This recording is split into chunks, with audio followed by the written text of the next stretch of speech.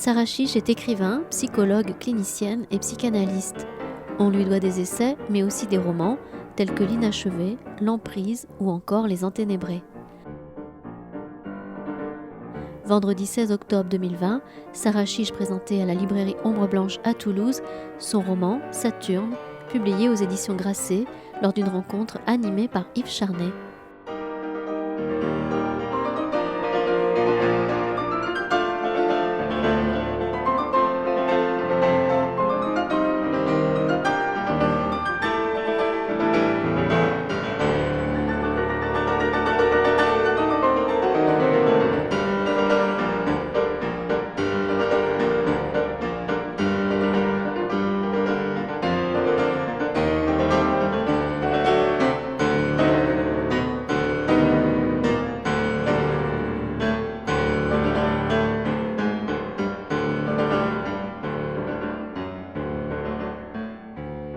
Donc c'est un jour vraiment particulier pour faire la jonction entre les Enténébrés et Saturne, puisque j'avais eu le plaisir de recevoir Sarah ici pour les Enténébrés déjà.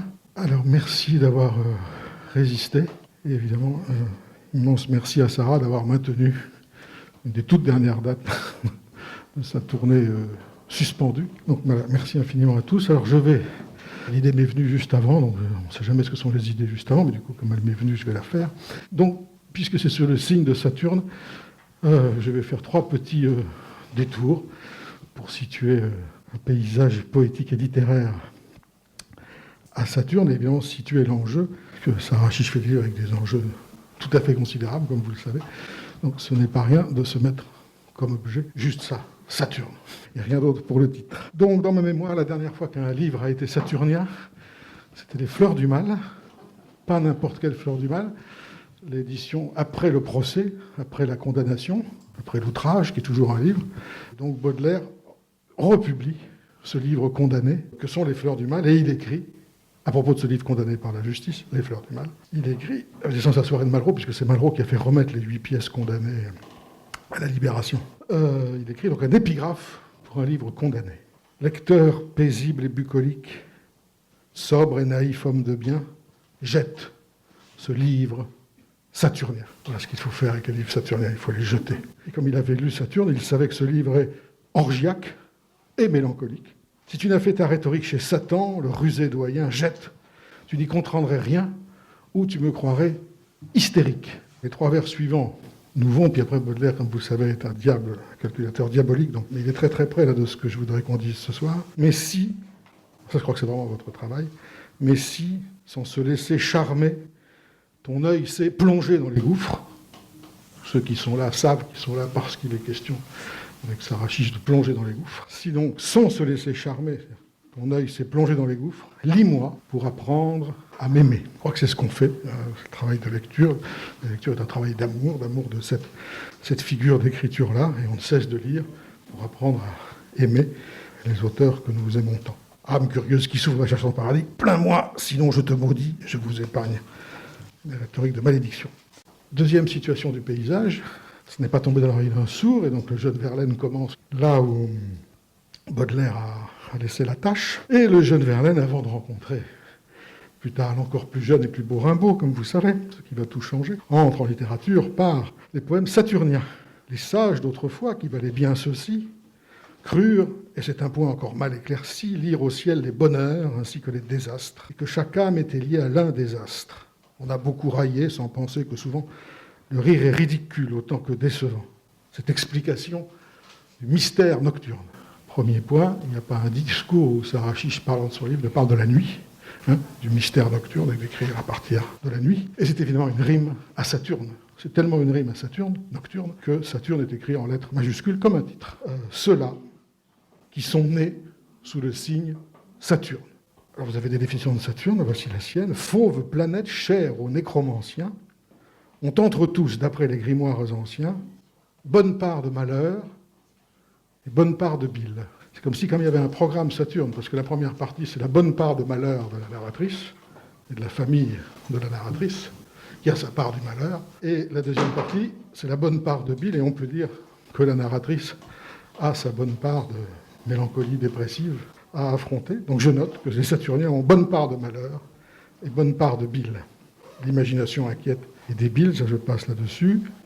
Tels les Saturniens doivent souffrir et tels mourir, leur plan de vie étant dessiné ligne à ligne par la logique d'une influence maligne. Le plan de vie dessiné ligne à ligne n'est vraiment pas loin de la décision d'écriture.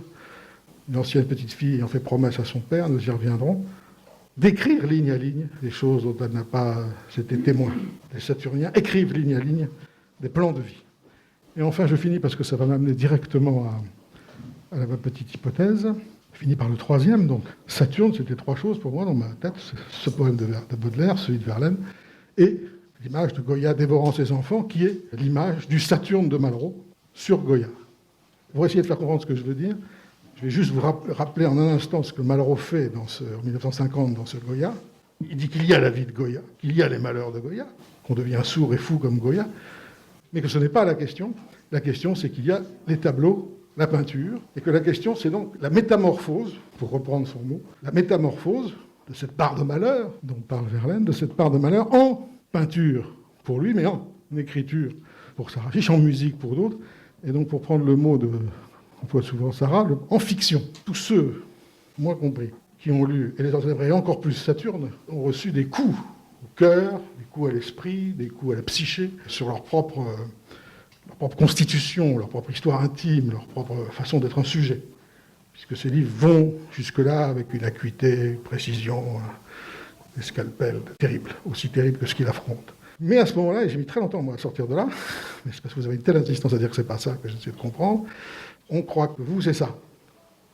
Or, Sarah Chiche ne cesse de dire qu'elle travaille à une métamorphose, pour reprendre le mot de Malraux, d'une part de malheur, en fiction, en écriture. Et c'est ça que je voudrais informer de cela, alerter de cela, que je voudrais qu'on circule dans quelques-unes des pièces des Enténébrés. Il y en a beaucoup, on ne pourra pas les visiter toutes, mais c'est ce paradoxe d'une autofiction sans auto, c'est-à-dire il n'y a pas de sujet. Alors comme l'autofiction est née d'une case vide du système d'autographie chez le jeune, ce que vous faites, c'est une case vide dans l'autofiction, ça n'était pas prévu par Dobrowski, ce n'est pas un sujet qui raconte sa vie. Bonsoir à tous et à toutes. Merci d'être là si nombreux par les temps qui courent. Plusieurs choses. Déjà, je dirais que vraisemblablement dans une époque qui refuse tellement la nuit, où la question de l'obscur fait peur et où en même temps, nous voilà tous soumis au couvre-feu, je crois que je suis dans une écriture qui n'est pas soumise au couvre-feu, c'est-à-dire qu'il me semble très important, et encore plus avec ce qui se passe en ce moment, d'explorer les gouffres, la profondeur de la nature humaine, ses ambivalences, et c'est une des raisons pour lesquelles tous mes personnages, je les veux complexes.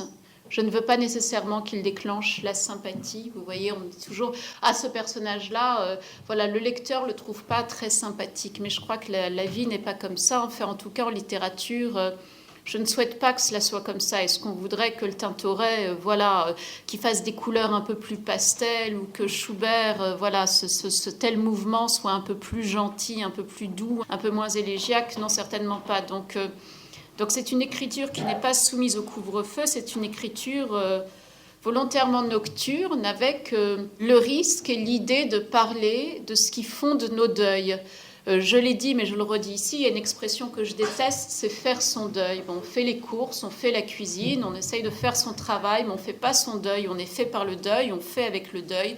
Nous n'avons bien évidemment pas tous la même façon de réagir face à cela, mais je voulais raconter dans Saturne ce que c'est que cette modalité du deuil mélancolique, où il arrive que certains d'entre nous se laissent mourir avec leur mort, dans leur mort, en reviennent parfois. D'autres n'en reviennent pas, mais quand on en revient, on peut en revenir sous une toute autre forme. Au fond, la seule question qui compte, c'est la question de l'écriture. Donc pour répondre à ce que disait Yves Charnet, il n'y a pas de sujet, il n'y a pas de revendication subjective. Certes, vous allez trouver dans Saturne ou dans Les Enténébrés un jeu, J-E, à certains moments.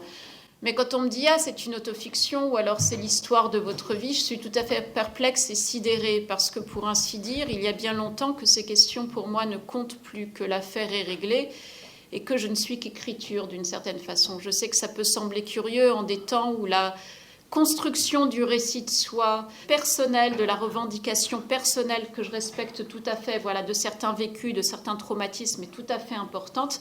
Mais en tout cas, ce n'est pas du tout ma littérature, c'est pas ça qui m'intéresse. La seule chose qui m'intéresse, c'est le creusement d'une forme, de trouver la forme la plus précise, la note la plus juste précise pour raconter ces histoires. En l'occurrence, s'agissant de Saturne, en 2 parties, comme on arpenterait les 2 faces d'une même planète, la planète saturnienne. Première partie, l'histoire d'un homme qui meurt très jeune, à 34 ans, scandale atroce, scandale banal. Le prologue s'ouvre sur son agonie, il est entouré de sa famille. Manque dans la scène une personne absente. Elle est déjà absente là, et c'est pour cette raison-là qu'elle sera jamais absente, y compris dans l'écriture. C'est son enfant, c'est sa fille qui n'a que 15 mois. Ces gens-là jugent qu'un enfant de 15 mois ne va pas assister à l'agonie de son père. Et donc, ensuite, flashback, on découvre les courtes stations de la vie de cet homme, et puis le monde dans lequel il a évolué, monde de l'Éden fictionnel algérien colonialiste, où il évolue dans une famille de grands médecins qui, puisqu'ils ont charge de corps et charge d'âme, sont tout à fait aveugles à la violence politique et la violence sociale tout autour d'eux. Ils pensent qu'ils font le bien puisqu'ils soignent des individus de toute condition sociale et de toute religion. Exil, et là c'est le premier deuil, le deuil de la fiction algérienne pour cette famille. Un père, une mère, leurs 2 fils, Armand, l'aîné, qui va suivre les traces qu'on lui a assignées, va devenir à son tour un grand médecin et un grand patron de clinique. Le cadet, Harry, qui est beaucoup plus sombre, plus taiseux.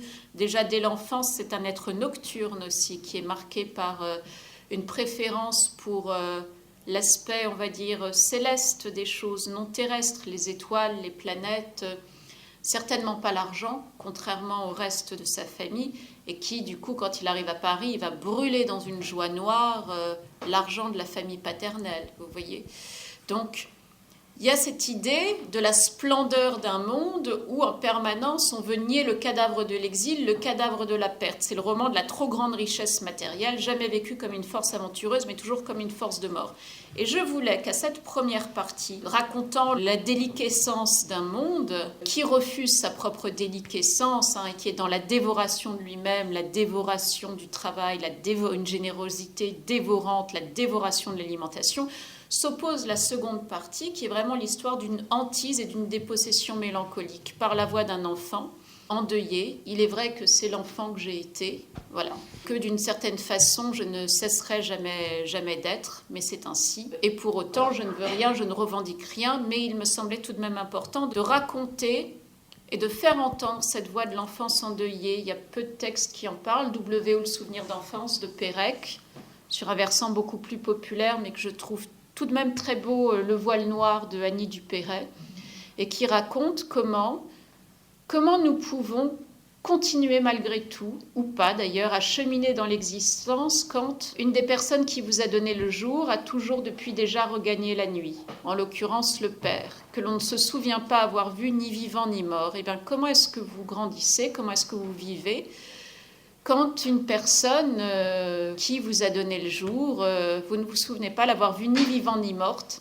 Eh bien, pour rebondir sur cette question de l'écriture, cela crée les conditions d'un drôle de rapport au monde. Vous-même, vous finissez par ne plus vraiment savoir si vous êtes bien vivant ou mort, ni l'un ni l'autre, certainement pas. Donc c'est la question de Hamlet, c'est être ou ne pas être, c'est notre question à tous. Et bien voilà, pour les individus mélancoliques qui envisagent tout du point de vue de la perte, eh bien tout est déjà perdu, tout est déjà perdu. Et dès lors, toute écriture est un consentement à la perte, mais toute écriture est un deuil aussi.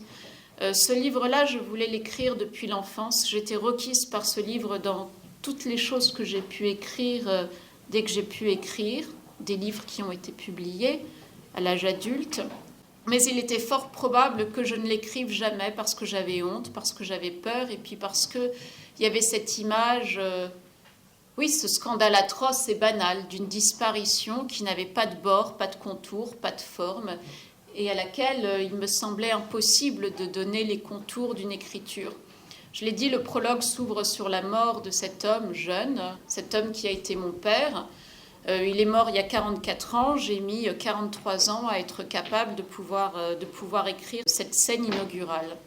Et ensuite, il a fallu écrire le livre vite, en 6 mois, parce qu'il me semblait inconcevable de pouvoir passer plusieurs années dans cette histoire-là. Je me suis dit qu'il fallait l'écrire, vous voyez, comme un cavalier traverse sur son cheval au galop un lac gelé. Vous vous arrêtez pas, vous y allez, parce que si vous vous arrêtez, la glace se fendit. Vous vous noyez et votre cheval avec.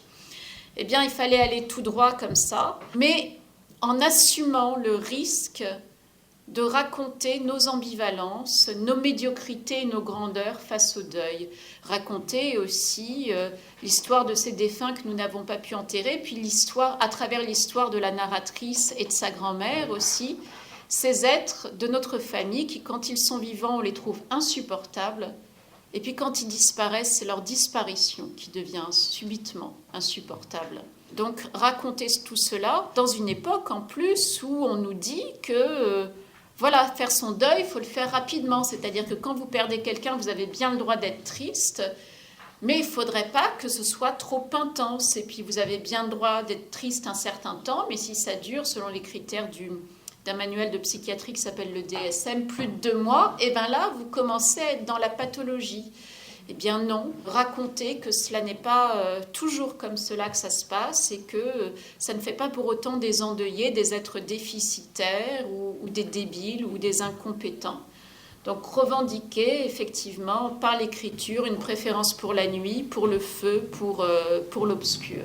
Je trouve que le texte que je vais vous faire lire correspond à l'endroit où vous êtes. Donc je vais vous le donner à lire. Je dis juste que j'ai raté une étape, comme c'est une conversation, c'est un écheveau, dans ce que Malraux comprend génialement à propos dans ce qu'il veut faire pour Goya, qui correspond à ce que vous faites pour votre propre matériel biographique.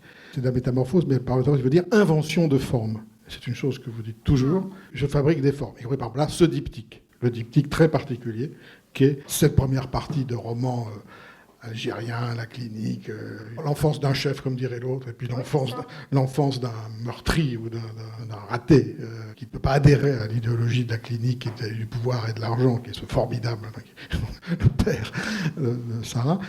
Et puis de l'autre côté, de toute façon étrange, on peut dire, puisque j'ai déjà dit enfance d'un chef, elle a nausé, enfin, elle a vraiment l'expérience profonde en régime de jeu JE d'une dépression mélancolique. Donc là, c'est une forme, comme les Enténébrés en étaient une autre. Et ce que je voudrais qu'on comprenne, enfin qu'on travaille, c'est cette idée de passer de douleurs, qui sont les nôtres à tous, à fabriquer une forme qui non seulement qui la sublime, qui la déplace, qui la métamorphose, qui peut même produire une certaine joie et qui permet d'en parler comme une forme avec tous les effets qu'elle produit, y compris qu'on croit que c'est telle ou telle chose.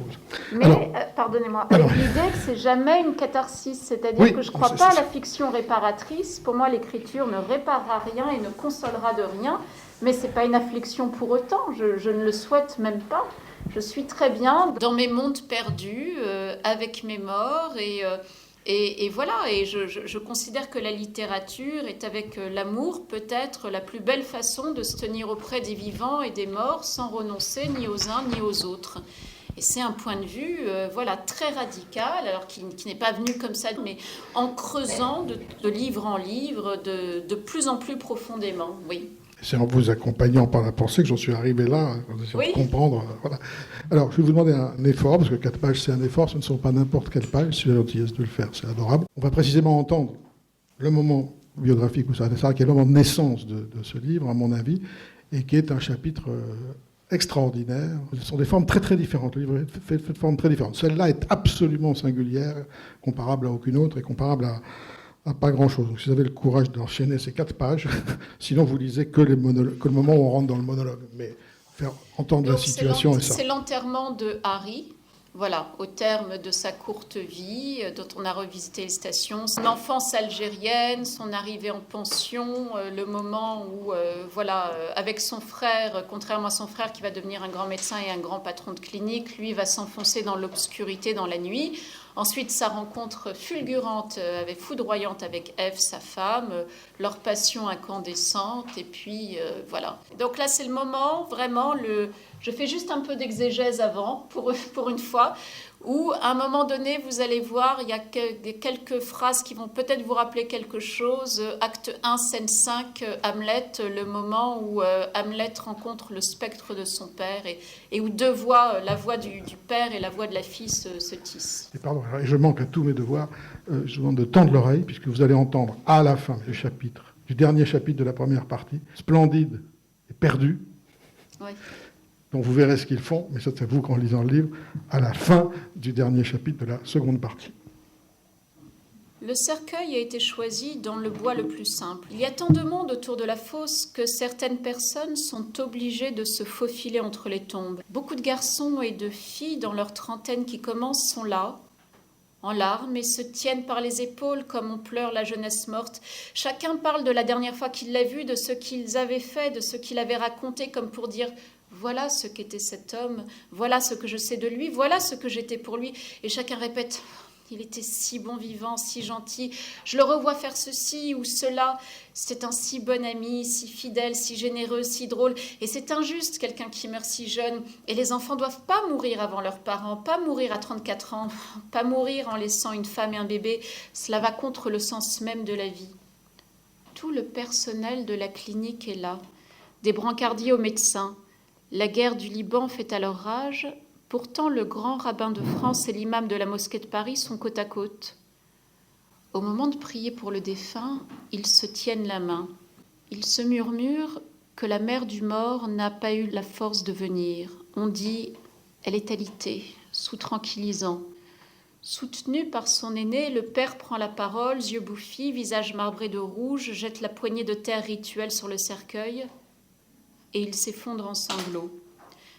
C'est au tour du frère. D'abord, il ne peut que bredouiller. « Mon pauvre petit frère, un mouchoir sur la bouche. » Puis il se ressaisit. La suite de son discours, parfait de maîtrise et d'émotion, dans lequel il évoque les stations de la courte vie de son cadet, fait sangloter l'assistance. Pâle, en grand deuil, la femme du défunt s'approche de la tombe, ramasse aussi une poignée de terre, tente d'ouvrir la bouche, mais se met à trembler. Elle se penche au-dessus de la fosse, se penche encore. Elle va sauter, elle saute. Hurlement d'effroi, on se précipite, on la retient, on l'extrait de la foule. Et sa belle-sœur s'approche d'elle, siffle « Arrête ton cinéma !» Un peu de décence, puis soudain la gifle. Stupeur. La cérémonie reprend. Vient ensuite défiler devant le cercueil le cortège des cousins, des amis, des collègues et des amis des parents. Les poignées de terre recouvrent peu à peu le bois du cercueil. Et c'est la fin. Tandis que chacun remonte l'allée centrale du cimetière sous un soleil splendide, les yeux du roi, dont les pieds s'enfoncent déjà dans l'empire des morts, se retournent vers la tombe de son enfant, puis, devenu vieillard en quelques nuits, il s'appuie, claudiquant, sur le fils qui lui reste et qui bientôt portera sa couronne. Et je les regarde sortir du cimetière, agrippés les uns aux autres, ou plutôt entassés les uns sur les autres, dans le fumier de leur médiocrité, le vacarme de leurs pleurs, les coups de dents de leur jalousie, les affres de leur chagrin, et leurs tourments ne méritent nulle miséricorde, m'inspirent aucune compassion. Ils s'en vont, et je demeure couchée sous la dalle, la tête à jamais tournée vers le cruel des plaisirs de souvenirs qui désormais me font horreur. Ils s'en vont et me laissent, condamnés à errer dans la prison de flammes de mon aveuglement et de leur perfidie.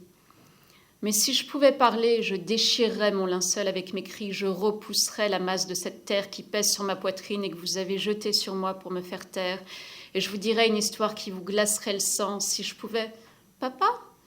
Car je ne suis... « Oui, mon papa, je veux voir mon papa. »« Souviens-toi de moi, car je ne suis... »« Papa, reviens. » Car je ne suis ni vivant ni mort, ni morte ni vivante, à jamais couché sous la dalle, jeté le sang glacé, toute la terre dans la bouche, condamné à errer. C'est vous tous qui l'avez tué, toi par haine, toi par désespoir. Ma faute à moi, rien fait pour sauver tous ces gens morts, rien fait ce que j'aurais pu dire pour soulager sa peine, il n'y a pas d'oubli, pas de porte. Cette fois, personne ne m'attrapera, personne ne peut plus me tuer, déjà perdu la vie, mais quand était-ce déjà, n'ai plus de cœur ni de poumons. Mon corps s'en ira en pourriture, rien sentir quand les doigts sur le visage, rien, le lit est un cercueil plein de merde, regarder dans le miroir, rien. Mais alors comment ça peut penser si c'est déjà mort ? Ils ont tout calculé, sale fric de merde qui pourrit tout. Comment on peut faire ça à un enfant ? Puisque tout est faux depuis le début, tout était un mensonge, faux l'amour des parents, fausse les caresses sur la joue de l'enfant, fausse les berceuses, la douceur, tout peut être qu'en ce moment même, elle attend que je crève, comme elle l'a fait avec lui et lui plus tard. Moi aussi, tas de viande sale, mon Dieu, c'est ma faute, aidez-moi, je vous en supplie, mauvaise pensée, sale personne, crevure, crève. Crève, mauvaise fille, mauvaise petite fille, mauvaise nièce, mauvaise vie pourrie, sans contour ni forme. Ce monde n'est pas le vrai monde. Les gens qui marchent dans les rues sont tous morts. Une machine pense à la place.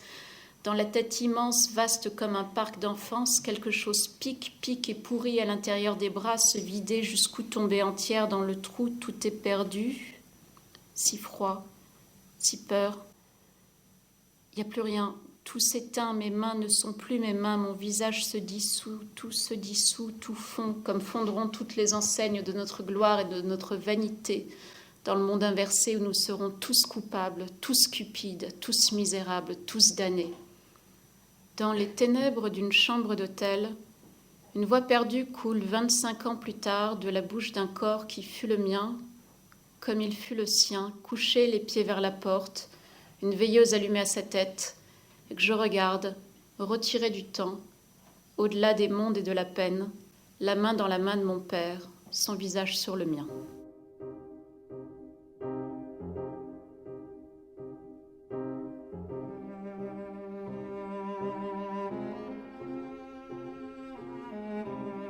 Vous écoutez Sarah Chiche, auteure de Saturne, à la librairie Ombre Blanche le 16 octobre 2020.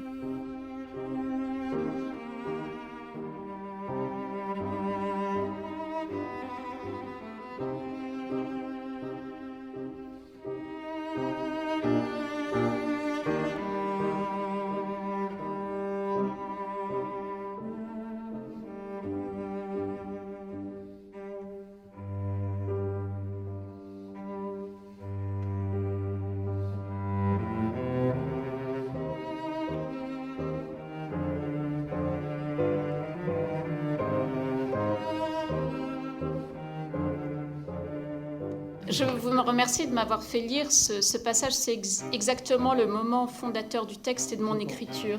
C'est-à-dire que Yves Charnay a raison. J'écris retiré du temps des mondes et de la peine, la main dans la main de mon père, son visage sur le mien. Et c'est comme cela que j'ai écrit ce livre. Et maintenant que je l'ai écrit, je suis encore plus seule. Mais il est avec moi en permanence. Donc c'est une solitude autre, c'est une solitude heureuse qui n'est plus une affliction, mais je suis obligée de le constater, c'est-à-dire que l'écriture, c'est cet exil de soi comme des autres. Dès l'instant où on écrit, on s'exile quand même. On veut écrire aussi pour la communauté, mais on s'exile de la communauté en même temps.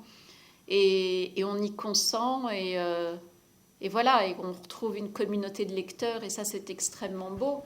Tout de même, mais c'est aussi une acceptation de la solitude. C'est-à-dire qu'effectivement, après avoir écrit un texte comme cela, il n'y a pas de retour en arrière possible. Ça, c'est sûr. Vous avez traversé le lac, mais il ne peut plus. Oui, je l'ai traversé. Il ne faut pas le retraverser dans l'autre sens. Non. Bon, alors on va tourner un peu autour de ça. Donc, merci d'avoir dit que ce n'était pas trop à côté. Non, ce n'est pas du tout à côté. Non, mais que c'est le texte. Et puis merci pour la lecture et les voix de la lecture, évidemment. Autre chose encore. Alors, je fais le prof 3 minutes pour qu'on se repose et qu'on continue. Vous avez un bon exemple. C'est prof, ça, vous avez un bon exemple. Vous avez un bon exemple de ce que fait Sarah Chiche. C'est-à-dire, la première partie, description d'un enterrement. Un enterrement ornant, c'est moderne, c'est depuis Flaubert, depuis Courbet, il faut en faire un, il faut comprendre. La vanité de tout. Vous avez la description d'un enterrement. Avec sa part de grotesque dans aussi. Un style, oui, pour ça que je parle de l'enterrement. Comme cela peut arriver dans les enterrements, dans certaines familles, voilà, ou dans le tragique, il peut y avoir un moment comique à un moment donné dans les enterrements. Où, on est aux quêtes de stupeur, mais de rire aussi. Souvent, c'est une trouée au milieu de la mort. C'était ma troisième sous-partie de la deuxième, mais je ne pensais même pas aller jusque-là. Mais faites description d'un enterrement. Déjà, vous l'avez totalement maîtrisé. Et par rapport à ce que je veux vous dire, cette scène est exactement une invention formelle, une fiction, puisqu'à aucun moment, la petite fille de 15 mois et quelques jours n'a vu cette scène. Non. On s'y croit tellement qu'on croit que... Alors ça, c'est le prodige de l'écriture. Quand la métamorphose est réussie, c'est ça. Donc, vous avez ça dans cette première partie, avec tous les effets d'enterrement, y compris donc, de grotesque, de stupeur. Vous avez ri au moment où elle saute, enfin, ou la gifle, par exemple, la gifle de la belle-sœur, qui résume plein de choses de ces violences familiales.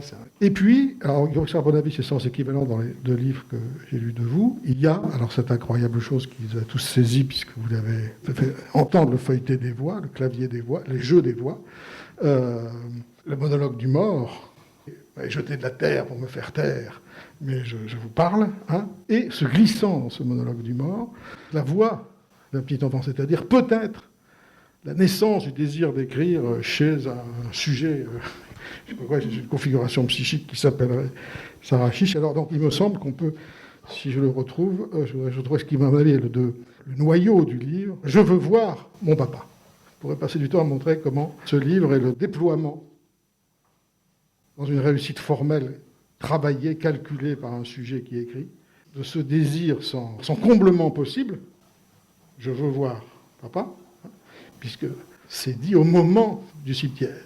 C'est dit au moment, oui, c'est dit au moment de la mort. Alors ça, ce serait le degré 0 du livre, je veux voir papa. Dans la deuxième partie, y compris que je ne sais plus comment écrire le mot super 8, oui. depuis, il y a le signifiant du père, c'est en voyant papa que la narratrice va ressusciter d'entre les morts. C'est en voyant papa dans un film Super 8 des dizaines d'années après sa mort. Mais par la grâce de ce film, eh bien, pour la première fois, on l'y voit terriblement vivant.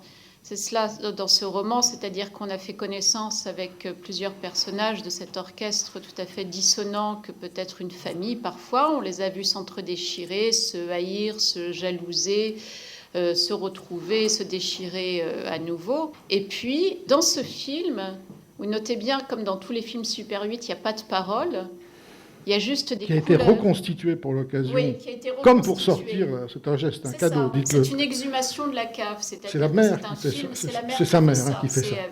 Ève devenue... pour sauver sa fille, sauver sa fille. C'est-à-dire que... De la mélancolie profonde. Oui, voilà. Face à la mélancolie, vous savez, c'est un déficit d'image aussi. Le miracle, c'est que cette femme, cette Ève, tout à fait pécheresse, est très énigmatique, dont on ne sait pas si ce fut pour Harry une femme diabolique ou alors une femme merveilleuse, et pour Sarah, voilà, une mère magnifique ou une mère folle de sa détresse, folle de ses ambivalences, probablement tout cela à la fois. Eh bien, c'est bien cette mère qui va exhumer de la cave. Donc, ça va à l'opposé, voilà, de l'enterrement. Là, on exhume de la cave des bobines de films Super 8 pour que tous ces gens de la famille, c'est-à-dire non seulement le père, mais aussi Louise, la grand-mère morte, mais aussi Armand, mais aussi Joseph, tous ces gens sont là recomposés par la grâce de ce film, où ils ont tous l'air terriblement vivants, et puis ils sont comme n'importe quelle famille. Autour d'une piscine. Autour d'une piscine. C'est baptismal quand même. Voilà, oui, absolument. Heureux, l'été, et puis ils sont tous là dans leur imperfection, et ce qui déclenche le choc, la sortie du choc mélancolique, c'est le choc à rebours. C'est au fond de voir que cet homme, Harry, il a un jour existé, il a bougé un jour, il bougeait. Et il est beau, y compris dans ses imperfections. Il est très jeune, il est pâteau, il a du poids en trop, il nage très mal pour se hisser jusqu'à un petit canot pneumatique. C'est justement cela qui va déclencher l'énamoration de sa fille pour la vie de cet homme. Et donc, puisqu'il a été vivant par identification, voilà, elle se retrouve elle-même, la morte vivante, elle se retrouve vivante à nouveau. Saturne, c'est aussi une histoire où l'on passe d'une absence d'image, c'est-à-dire le scandale atroce et banal de la mort de quelqu'un, et il n'y a pas d'image, il n'y a pas de bord, il n'y a pas de langage pour dire tout cela, à vraiment une remontée en passant par les photographies jusqu'à, par la grâce du film, du cinéma, au fond, le rendre vivant. L'image-mouvement, là vraiment on peut l'image-mouvement, dire, on peut vraiment dire que c'est le mouvement du père qui crée. Tout à fait, c'est le mouvement du père qui va recréer le mouvement chez la fille. C'est ça, au fond, ces histoires de deuil et de mélancolie, c'est-à-dire qu'on ne sait pas si c'est le père qui est le fantôme de la fille ou la fille qui est le fantôme du père. Je pense que ça fonctionne parfois dans les deux sens, dans ces histoires d'amour et de deuil. Et donc, quand on vit cela, quand on est hanté par d'autres, et quand on les hante d'une certaine façon, alors même qu'ils sont morts depuis très longtemps, eh bien, on a à se débrouiller avec cela, et c'est ce que raconte ce livre aussi. Donc je ne vais pas lâcher ma ligne, là, quand même. Oui, je reprends juste mon papa, Où est mon papa? Je veux voir mon papa. Si quelque chose est le bredouillement du commencement, du désir, etc., c'est bien cette espèce d'infraphrase là. En la circonstance, personne ne peut plus permettre que ce désir se réalise. On peut en mourir, que ce désir ne se réalise pas. Oui. C'est l'expérience que va faire la narratrice dans la seconde partie.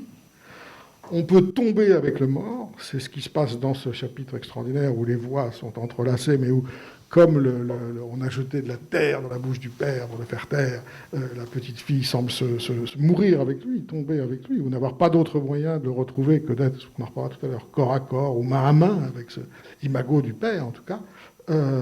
Et cette scène qu'on n'attend plus, parce que vraiment les 100 pages je sais pas combien il y en a, mais sur ce que c'est qu'une dépression mélancolique et la destruction de soi dans une chambre d'hôtel, tu n'attends plus la résurrection. Et quand elle arrive de façon tout à fait imprévisible par l'image, donc ce « je veux voir papa », à cet égard, sa mère a compris la seule chose, comme le seau d'eau qu'on faisait mettre sur les mélancoliques d'après Starobinsky, là, dans les moines mélancoliques, qui va réveiller d'entre la mort du père, cet ancien enfant ou cet enfant morte, enfin, qui est morte avec le père.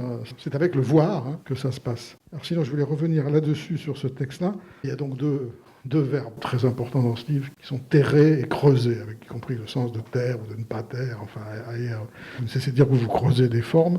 Et puis, il y a... Je voulais être archéologue aussi quand j'étais petite. C'est... Voilà. Donc, ça va. Des fois, c'est rassurant. Parce que l'interprétation... Voilà. Je me rappelle quand on interprète un texte, la différence entre l'interprétation et le délire est extrêmement faible. On risque de s'enterrer, il ne faut pas se taire. Et donc, un écrivain, finalement, va pas se taire, va trouver une forme pour sa voix, mais il doit trouver une forme pour sa voix. C'est pas parce qu'il y a eu le malheur. Ce malheur est terrible. Avec ce malheur, on ne fait rien. Et on peut même perdre la parole, la voix, le désir de vivre. Oui, c'est redonner une voix aux morts, mais... Et aux morts en soi, parce qu'il a fallu mourir en soi. Aussi, mais pas exclusivement par l'écriture. C'est-à-dire... Parce que là, elle meurt avec lui. Oui, elle meurt avec lui. Oui, elle meurt avec lui. Ben, comme il nous arrive parfois de nous laisser mourir avec nos morts et dans nos morts. C'est au fond pour cela que cela importait pour moi. C'est pour ça qu'au fond, dire que c'est mon histoire, que ça a été mon histoire, véritablement, sans posture aucune, pour moi, ça n'a plus d'intérêt depuis longtemps et je contemple ça de très très loin. La seule chose qui comptait, c'était d'avoir un point de vue esthétique là-dessus, mais sans en faire une esthétique, c'est-à-dire que non, l'esthétique de la mélancolie, on ne va pas dire que la mélancolie c'est merveilleux, que ça nous donne des élations, c'est-à-dire je souhaite à personne la dépression mélancolique, je souhaite à personne ces gouffres-là, mais dire tout de même que raconter cela, oui, il fallait le raconter, mais un roman c'est pas un journal clinique, ni un journal intime, donc il y a des choses qui ne sont pas pour la littérature et qu'on garde dans le secret de son être, et qu'on tait et qu'on taira toujours.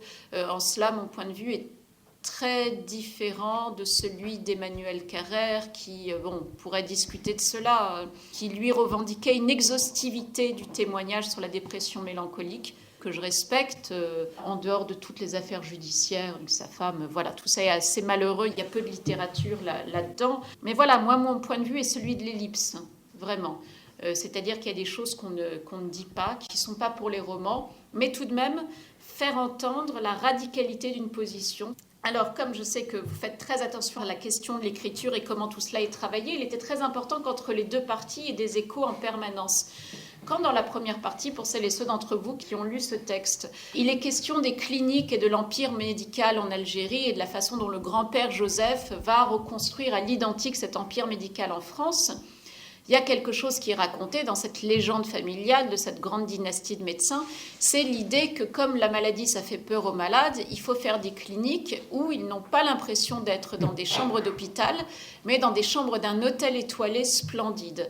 Et vous voyez bien comment, quand la narratrice, dans la deuxième partie, elle atterrit au splendide hôtel, donc c'est l'inversion, on est de l'autre côté du miroir, et c'est une chambre pourrie, c'est certes une chambre à soi, mais c'est une chambre dans un tombeau dans laquelle elle va s'ensevelir et déposer son corps et s'entourer de tout un tas d'un fatras d'objets, objets des morts, ces objets de sa famille, et elle-même va devenir un objet mort parmi ces objets et se laisser dériver dans le lit comme ça. Et avec cette idée de raconter aussi cette jouissance paradoxale de cette liberté de cette jeune fille qui, à un moment donné, enfin jeune femme, 26 ans, qui à un moment donné, elle ne sera pas mère, elle ne sera pas fille, elle n'est plus ni mère, ni fille, ni amante, ni épouse, ni quoi que ce soit.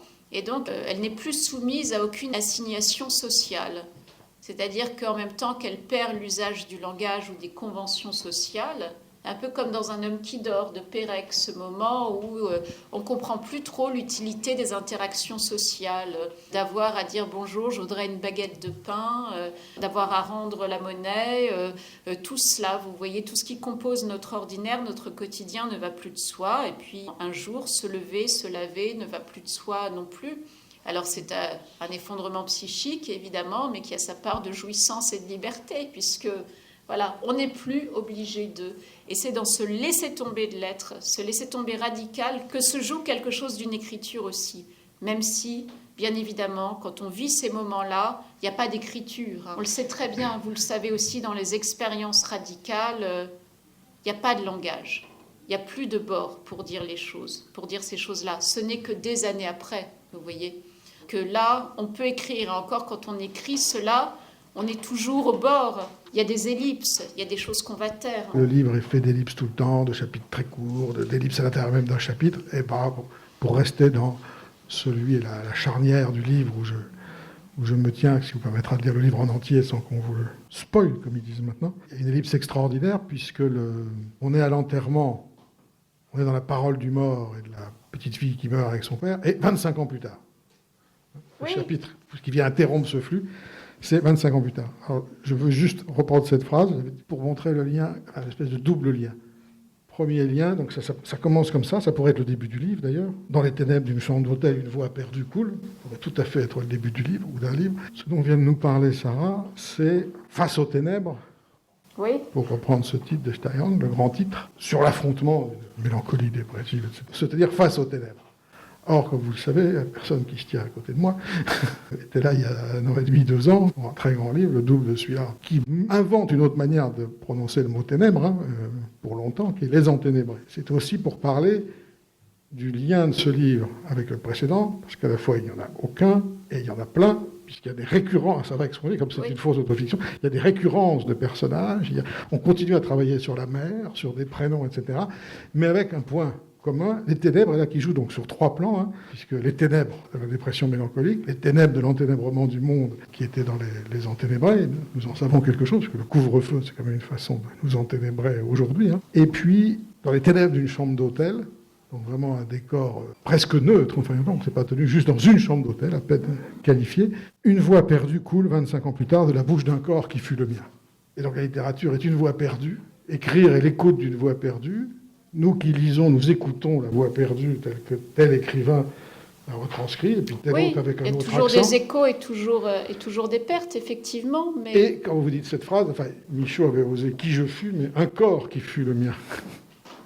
Oui, c'est-à-dire qu'il y a bien longtemps, au fond, que la question de ce corps, pour moi, est tout à fait réglée. C'est pour ça qu'il n'y a pas de revendication subjective ou pas de plainte. Vous voyez, on est si nombreux à avoir perdu quelqu'un, et puis tous ceux qu'on aime et qu'on déteste, on les perdra un jour. Donc ça, c'est très banal. Donc c'est pas la peine d'en faire toute une histoire. En revanche, on peut essayer de faire toute une histoire des personnages. Je prends un autre exemple par rapport à ces histoires de revendications subjectives à propos de la passion qui a lié Harry et Ève. On m'a demandé 2 fois à la radio... Ah, mais quand même, ces scènes entre vos parents sont extrêmement érotiques, sont extrêmement chaudes et tout. Comment est-ce que vous avez fait pour transgresser ce tabou-là ? Eh bien, tout simplement parce qu'il y a bien longtemps que mes parents ont cessé. Ce ne sont pas mes parents, ce sont Ève et Harry, ce sont des personnages d'une fiction. Et dès lors, je les traite comme n'importe quels autres personnages de cette fiction, avec une dramaturgie que je voulais shakespearienne, avec, à mon petit niveau, la part de grandeur, de médiocrité des personnages, les passions tristes, l'amour comme grâce, comme élévation, mais aussi contenant en la grâce sa possibilité de damnation. C'est tout cela que je voulais explorer. Donc dès lors, la sexualité des personnages, c'est celle-ci. Ce livre orgiaque. Oui, mais voilà, mais il y a une orgie, mais toujours avec beaucoup orgie de caresses, orgie de sensualité, mais qui est doublée d'un amour très fort. Alors, Lui, c'est certain que lui, c'est un petit peu comme le chevalier des avec Manon Lescaut ou Robert De Niro avec Sharon Stone dans Casino. C'est le type qui veut sauver une fille d'elle-même comme des ravages de ce qu'elle a pu vivre par le passé et dont il ignore tout. Elle, est-ce qu'elle l'aime? Est-ce qu'elle tombe en amour? Ou est-ce que dès le début, c'est pas une petite arnaqueuse qui se dit qu'elle pourrait en tirer un quelconque profit vu qu'elle a compris que cet homme était un bon fils de famille, comme on dit? Le livre pose la question sans apporter de réponse tranchée. Il y a des lecteurs qui me disent « Mais si elle l'a aimé, elle a fini par l'aimer follement. » Et puis il y en a qui me disent « Oh, mais elle l'a complètement manipulé dès le départ. Elle l'a tué. » Elle l'a tué. Il y en a qui me disent c'est sa famille qui l'a tué, c'est son milieu d'origine qui l'a tué. Il y en a d'autres qui me disent c'est cette femme, c'est vraiment la figure de la femme fatale qui l'a tué. Puis il y en a d'autres qui me disent mais non, c'est la leucémie qui l'a tué, point barre. Voilà. Il y a des débats dans le livre. À l'intérieur du livre, il y a des débats pour savoir. Et on ne sait pas. Et effectivement, c'est pour ça que c'était important pour moi de citer cette phrase de Bichat, toute vie est l'ensemble des fonctions qui résistent à la mort. Manière de dire aussi que toute vie est respectable, c'est-à-dire que les moyens dont nous usons, chacun d'entre nous, pour résister à la mort, on pourrait dire ça de tous ces personnages.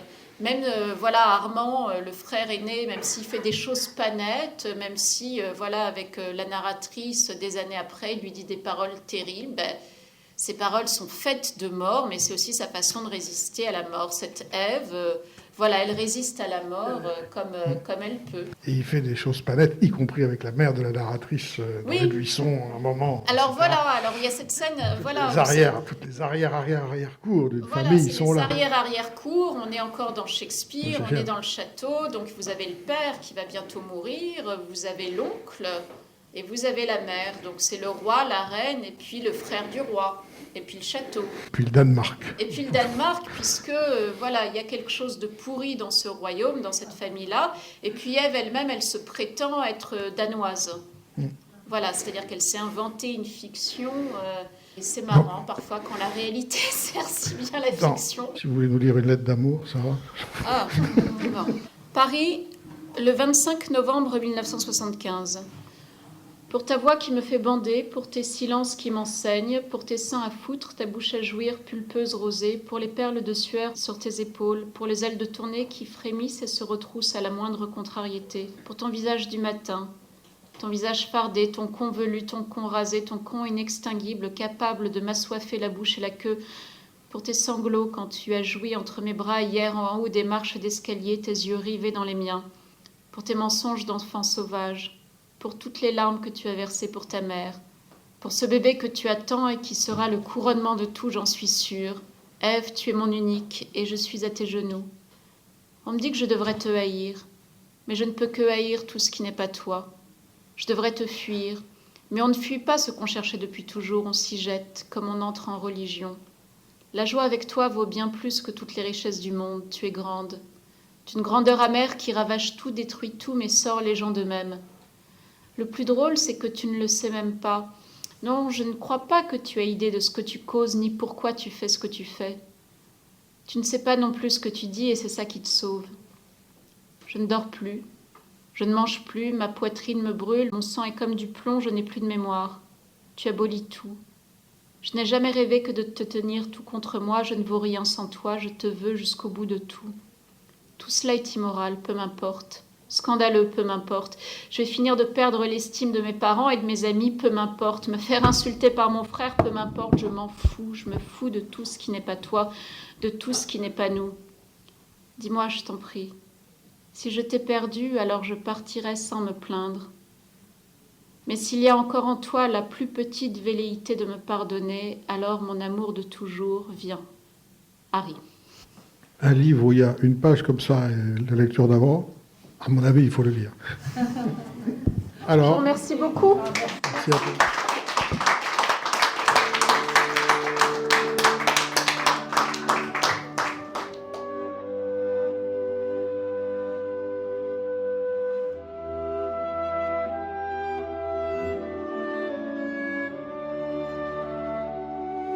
Le roman de Sarah Chiche, Saturne, est paru aux éditions Grasset.